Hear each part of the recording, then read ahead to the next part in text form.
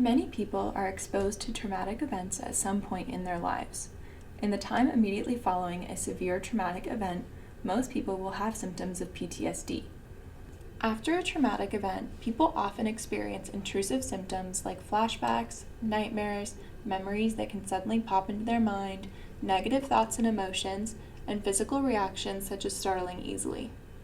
These reactions tend to trigger each other, but if people allow themselves to feel their emotions, examine their thoughts, and allow the intrusive memories to inform their thinking and feeling, they decrease over time and eventually disconnect from one another. Eventually, the traumatic event is just that, a memory, and people will say, "That was a terrible event, and I remember that at first when I thought about it, it was really hard because I had a lot of strong emotion." It is a part of their history, but it doesn't dominate their lives anymore. Over time, for many people who are able to process the memory and their emotions, these symptoms naturally decrease and they are not diagnosed with PTSD. In other words, they naturally recover from the traumatic event. These are people who are open with others about what they experienced, flexible in their thinking, and willing to feel their emotions. There are some people who did not recover and are later diagnosed with PTSD. For people who do not recover naturally, avoidance stops the adjustment process. When avoidance takes over, it prevents the other symptoms from processing and changing. There are many types of avoiding. In the beginning, it may be unintentional because the person didn't have the opportunity to talk to others or feel natural emotions, and he or she just pushed the memory and symptoms away so they can continue to function as effectively as possible in their day-to-day role. Avoidance works in the short term, so it's tempting to avoid when emotions are strong and thoughts are disturbing. The problem is that avoidance doesn't work well, and it doesn't really fix the PTSD symptoms, and it can lead to other serious problems like substance abuse or other addictive behaviors, aggression, depression, and so forth. Because of the ways avoidance blocks the process of natural recovery, it is helpful to think of PTSD as a problem in natural recovery. Something got in the way of having that natural process of recovery. The goal for treatment will be to stop the avoidance behaviors and help process the thoughts and feelings in a way that you haven't been able to up until now. And your work will be to determine what got in the way and to change it so that you can recover from what happened. CPT works to get people with PTSD unstuck. There are some different reasons why you may have had trouble recovering.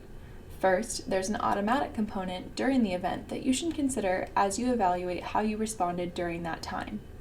When people face serious and possibly life-threatening events, they are likely to experience a very strong physical reaction called the fight or flight reaction.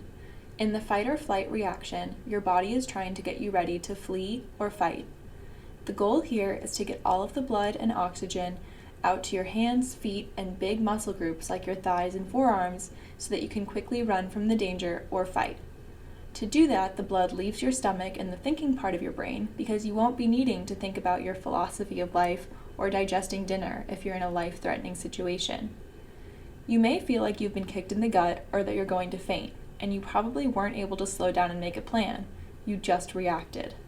Most recently, we've learned that there's a third possibility, the freeze response, which a lot of people didn't know about.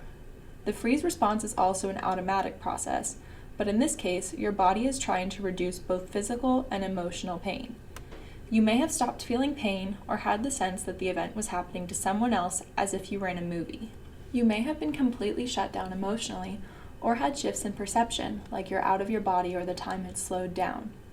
If the fight or flight response doesn't work and the danger continues, you might have this freeze response. This is just as normal of an in-the-moment response to danger as the flight or fight response. If you've been thinking now of other things you could have done, then you might need to consider what your state of mind was during the event. Did you have all the possible options available to you? Did you know then what you know now? Do you have different skills now that you didn't have then? The other thing that can happen is that the fight, flight, freeze response that you're experiencing during the traumatic event can quickly get paired with cues in the environment that didn't have any particular meaning to you before. Then later, when you encounter these cues, you're likely to have a similar fight, flight, freeze reaction. Your nervous system senses the cue, which could be a sight, a sound, a smell, or time, and then your body reacts as though you're in danger again.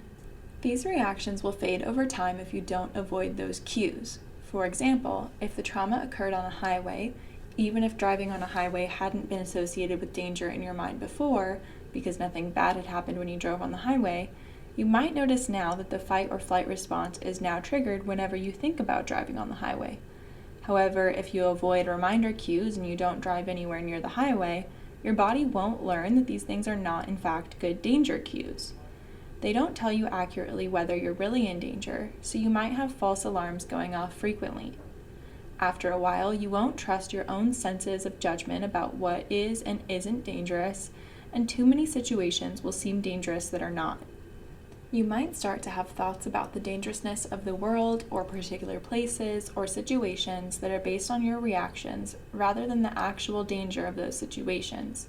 This leads us to examine how your thoughts might affect your reactions.